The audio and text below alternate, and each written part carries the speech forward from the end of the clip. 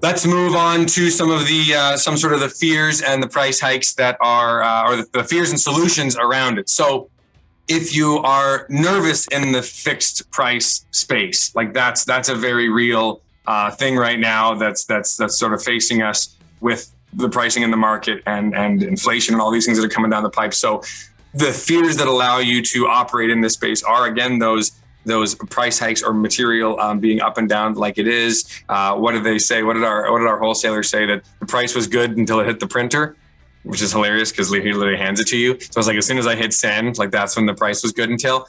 Again, inflation seems to be a thing that's sort of affecting all of us right now that we're staring down the barrel of. Material availability. So if a client has picked a certain material that's now not available, it's again, you're going to have to go through this whole secondary pricing structure for the change and the change order. Again, we'll touch on change orders because they're still there. Change orders are still alive and well in the cost plus world, but maybe they don't have a final dollar figure to them. You're just tracking your hours and billing for the hours, but you're covered. So again, material availability, we don't have to choose a final product, and it allows you to pivot quickly to a different product within a certain price range or quality range that you can swap out on. So those are some of like the fears that are around it. What are other fears around fixed price? So other things that we face in fixed price. Give me some examples of those, if you will. Labor force, sure, Tyler. Yeah, that's a real thing. You got to be able to stay light on your feet, light on your toes. Trades who price but can't do it. Yeah, that's real. Where they, if you force them to do it, you'd force them out of a job. Moving schedules, all this stuff. These are great examples of when in that world it would be a dangerous time to have a fixed price world. Now let's talk about solutions. You might miss something on a complicated project. Yeah, this allows you to again sort of bring that up into the mix there, LJ. Thank you, and then be able to bill for it effectively because it was you didn't need to put in every single line item for it because you just complete that skipped item or that rot repair, as Patty's saying. You just fix that item and they're just billed for it, and that maybe comes out of a miscellaneous line item or comes out of maybe you have a contingency line item and that gets tracked into the budget and they go from there. So solutions are operating within or on a budget. So every single line item still gets a budget. You still go through the normal sort of pricing exercises, but you don't need to go and get it quoted or get it priced. We would just give like allocations for it. By a show of hands, who utilizes software like Buildertrend? Who utilizes like management software or CRM? You can actually put in like allowances for things. This is the equivalent of a budget. You're giving an allowance for fixtures, finishes, appliances, countertops, flooring. You're giving them allowances for these things, but you're not speccing the brand, model, and make that they have to use for you to have your overhead and your profit rolled into that. You're simply telling them, hey, I've given you 30 grand for appliances. If you spend 25, 5 goes back into the pot to fix that rot repair. Or you spend 35 and you just got to fork over another 5 grand into the pot.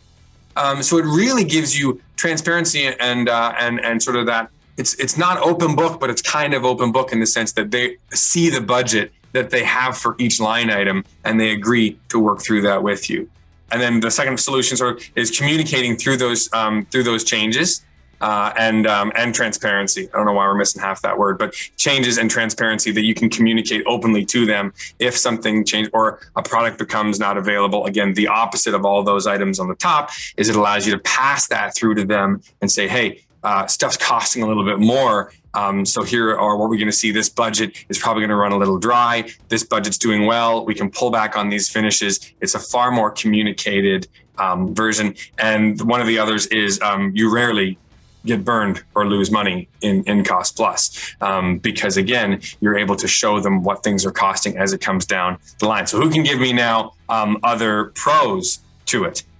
So we talk about all the negatives about moving schedules, about rot repair. What are some of the other pros that you can have around it? These are a little harder to come up with. So think of the pros that you can come around with. Scott says fixed price quote. Is that a pro?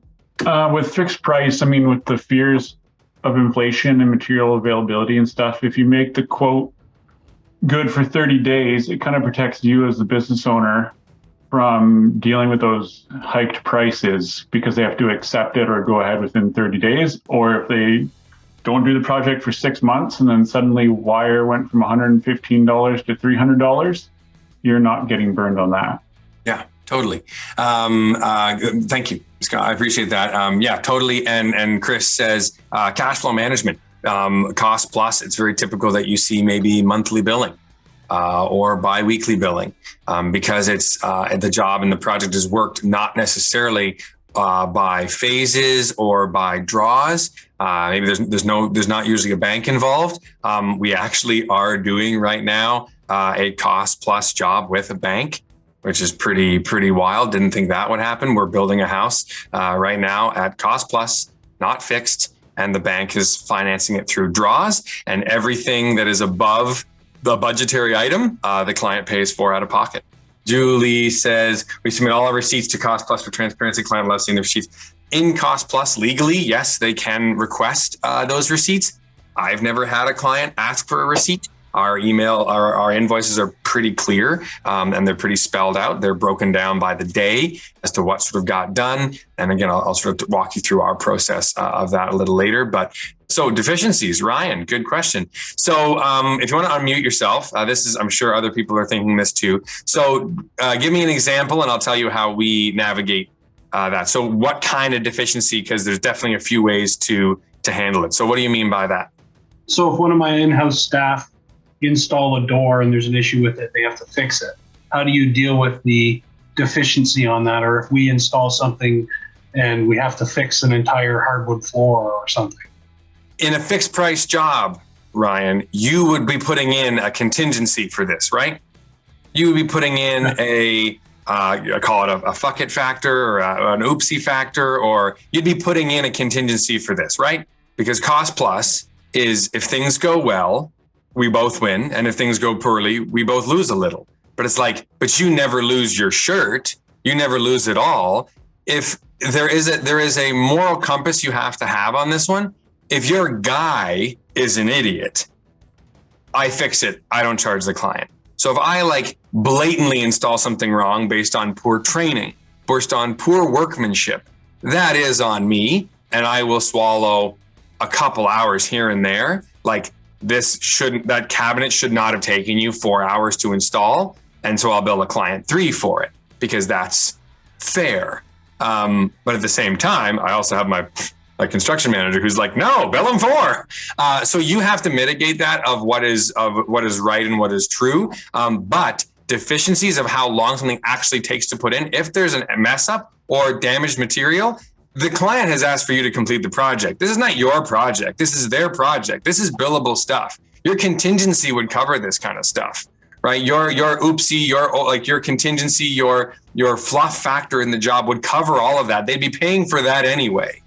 So when I tell a client, if we run into obstacles, we will just fix those things and you pay for that. If things go well, then you only pay for that too. So there has to be that reciprocated understanding that when something takes a little longer, that is okay because they'd be paying for it anyway if it was fixed price.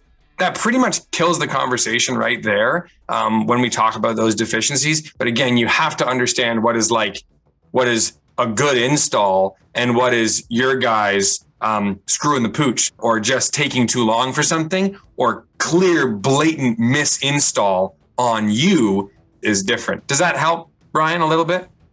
Yeah, I understand that. So you're having that conversation up front with the homeowner to say, if there's an issue and we both have to bear that cost because you're not paying for it when I bury it because the house is not in the job. Yeah, I use words like shared risk, and I used stuff like that. I tried, I've been practicing that quite a bit to make sure that comes across the right way.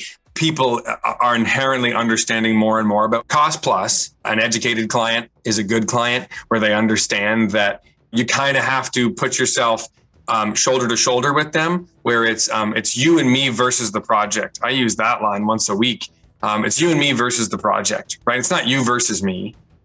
That's not how this game works. This is you've asked us to do this, but we are both attacking this project together. You've got the money, I've got the skill. Let's make a deal. And so with that kind of situation is you do have to navigate like, hey, from time to time, stuff's going to look like it's getting installed slowly. You're going to have these fears. Like I'm trying to get ahead of those expectations, and I'm trying to manage them beforehand, because yes, it is clear when clients are like, I think he should be walking a little faster. You're like, they don't get to do that because we're the experts. We're here to achieve this. We're going to hit those budget line items. And when we don't, I have to answer to those. I have to answer to overages, but they have to pay me for them, but I have to be able to explain those and what they are. Hey Rockstar, if this video resonated with you at all and you want a proven plan and pathway to take your contracting business to the next level with me and my team of experts, click the link below and apply for a free 50-minute pathway to Profits Call.